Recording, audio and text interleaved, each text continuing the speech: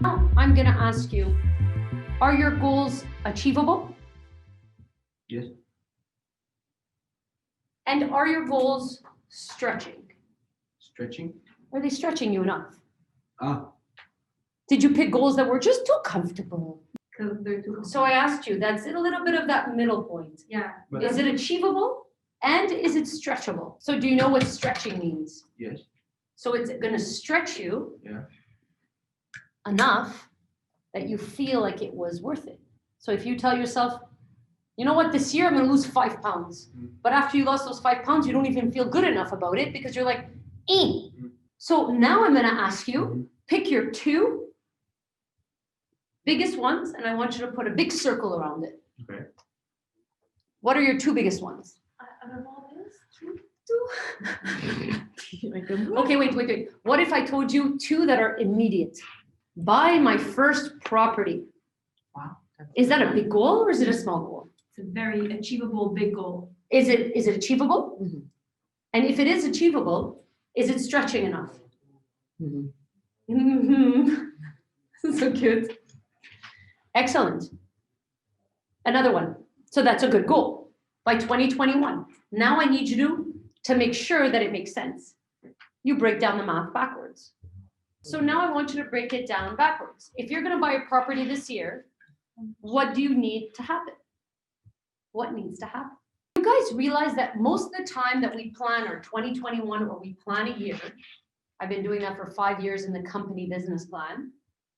Most of the time, it's the things that you're going to achieve and that are the closest to you, just like this property, that all the ducks are in a row, are all going to be done by Q1, and you're going to find yourself Q2 with no goals. So I want you to focus on what is achievable, what's stretching you, that will actually take. I mean, that's great, Q1. I want you to write Q1. This will be done by. Do 36 transactions by the end of the year. 36 transactions by the end of the year. This Now- is for, That's for the whole year. Now, what does she need? Is that achievable? yes. Is it stretching you? I think so, yes. So that's a good goal. Yeah. What does she need to do to make that happen? So guys, isn't that what we do in our business plans? Mhm. So how important is the business plan? Very important. You see, the minute that you don't achieve what you want, it's because it wasn't important for you. How does it feel that I tell you that your goal is not important for you? How does that make you feel? Discouraged? Yeah. Okay. So now I want you guys to realize, when do you feel discouraged? And how do you allow that emotion to happen? Because the solution is simple. You change your approach.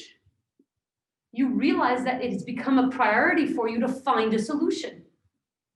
I will not accept a no when a yes is still possible. Right? And to be able to understand that other people have walked that path, why don't you use them as mentors and teachers and understanding? And last but not least, removing your own barriers. You see, refusing to get help from anybody is you adding a barrier to yourself.